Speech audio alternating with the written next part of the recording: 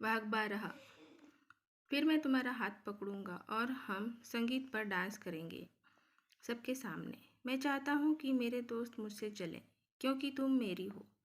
मैंने उस दिन के जल्दी आने के सपने के साथ कहा और सबके सामने हमारी आंखें एक दूसरे से बात कर रही होंगी।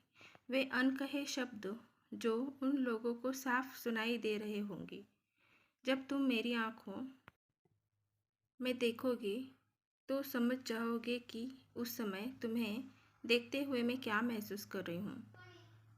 जब लोग खाने में लगे होंगे, मेरी आंखें तुमसे कहेंगी कि ऊपर चलो टेरेस पर, और मैं सीढ़ियों की तरफ बढ़ूंगी और मेरी आंखें तुमसे आने के लिए कहेंगी और पहला मौका आते ही मैं भाग जाऊंगी। ये कहते हुए कि मुझे बाथरूम जाना है, उसने लड़कियों के शरारती अंदाज में कहा। मैं टेरेस पर होऊंगी, दरवाजे के ठीक पीछे, जहाँ टेरेस की सीढ़ियाँ ख़त्म होती हैं। तुम्हें पायल और चूड़ियों की आवाज़ सुनाई देगी जब मैं सीढ़ियों से टेरेस पर आऊँगी, उसने धीरे से कहा। लेकिन तुम्हें पता नहीं चलेगा कि मैं दरवाजे के ठीक पीछे खड़ा हूँ, मैंने फुसफुसाते हुए कहा। मैं दरवाजे को धकेलते हुए सीधा आगे बढ़ जाऊँगी, उसने भी फुसफुसाना शुरू कर दिया। तुम जैसे ही 2 कदम आगे बढ़ोगी, मैं तुमको पीछे से पकड़ लूँगा। पता नहीं हम लोगों को क्या हो रहा था। क्या यह इसका फल था कि हम लोग सप्ताह के दिनों में रात में बात नहीं कर रहे थे, या इसका कारण कोई और था। बाहर बारिश होने लगी थी जो माहौल में और उत्तेजना भी घोल रही थी।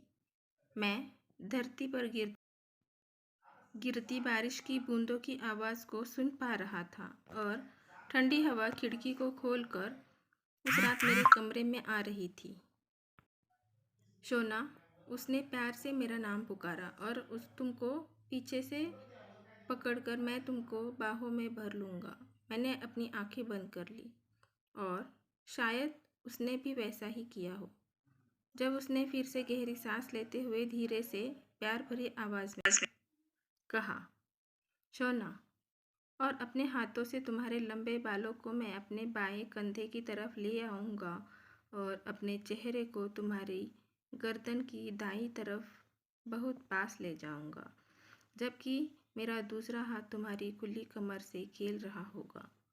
मैंने अपनी भावनाओं को काबू करने की कोशिश की क्योंकि मैं अपने दिलरुबा को ज़्यादा डराना नहीं चाहता था। वह भी इतनी जल्दी। उसने कुछ देर तक कुछ नहीं कहा, लेकिन हमारी सांसें तेज़ होती जा रही थी। वह भी इतनी जल्दी। मेरा अपना दिल भी खुशी से उछल रहा था। और फिर उसने आखिरकार पूछा। मैं उसके दिमाग को समझ गया, उसके मन में चलने वाले उतार चढ़ावों को भी, लेकिन सबसे बढ़कर वह मेरे साथ उस पल का आनंद उठाना चाहती थी। और मैंने उसको जवाब दिया, और फिर तुम मेरे होठों को अपने दाएं कान के पीछे अपनी गर्दन पर महसूस करोगी। वह फुसफुसाई, गहरी सांस लेते हुए। मैं इस समय इतना अलग महसूस कर रहा हूँ, क्या तुम भी? मैंने बहुत धीमे से कहा। हाँ, कुछ बहुत अलग। तुमको कैसा लग रहा है? तुमको अपनी बाहों में लेकर मैं उस कोलोन को महसूस कर पा रहा हूँ जो तुमने लगाया है। औरत जैसी तुम्हारी मीठी खुशबू। मुझे महसूस हो रहा है कि मेरे होठ तुम्हारे कंधों को चूमते हुए तुम्हारी पीठ की ओर बढ़ रहे हैं और तुम्हारे पसीने को चूम रहे हैं। अब तक मेरी आवाज़ भी कांपने लगी थी। मैंने उससे पूछा, बताओ तुमको कैसा लग रहा है? मुझे लगता है वह अपनी लाइन पूरी करने की कोशिश कर रही थी और मैं उसकी तेज़ सांसों को साफ साफ सुन रहा था। वह हिचकिचा रही थी। मैं इंतज़ार कर रहा था, मुझे लगता है कहकर वह फुसफुसाई और उसने फिर कोशिश की। मुझे लगता है जैसे तुमने मेरे ऊपर जादू सा कर दिया है। मैं उसे बाहर नहीं आना चाहती। वह कांपते हुए तेज़ तेज़ सांस ले रही थी। उसकी मस्ती भरी आवाज़ मुझे और भी उत्तेजित बन रही थी। अब मेरा दूसरा हाथ भी तुम्हारी कमर के इर्द गिर्द आ गया है। और फिर कहकर मैं रुक गया। और फिर वह आगे जारी रखने को कह रही थी। और फिर अचानक बारिश शुरू हो गई। मैं बाहर की बारिश को अपने सुंदर सपने में ले आया। मैं और फिर मैं धीरे से फुसफुसाया। और फिर मैंने तुमको अपनी तरफ घुमा लिया है। हम बारिश में भीग चुके हैं। मैं देख रहा हूँ कि तुम्हारी गीली साड़ी तुम्हारे बदन से चिपक गई है। मैं देख रहा हूँ कि तुम्हारे माथे पर बारिश की बूंदें पड़ रही हैं। तुम्हारी नाक से होते हुए वो कुछ देर तुम्हारे होठों पर ठहरती हैं और फिर तुम्हारे बदन पर आगे की ओर बढ़ जाती है। तुम्हारे भीगे बालों के लट तुम्हारे गालों से चिपक गए हैं। और फिर वह फिर से फुसफुसाने लगती है। तुम नीचे देख रही हो मेरी शर्ट की ओर।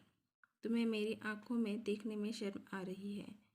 मैं तुम्हारी ठोड़ी को ऊपर उठा रहा हूँ ताकि तुम मेरी आंखों में देखकर उनको पढ़ सको जो तुम्हें घूर रही हैं।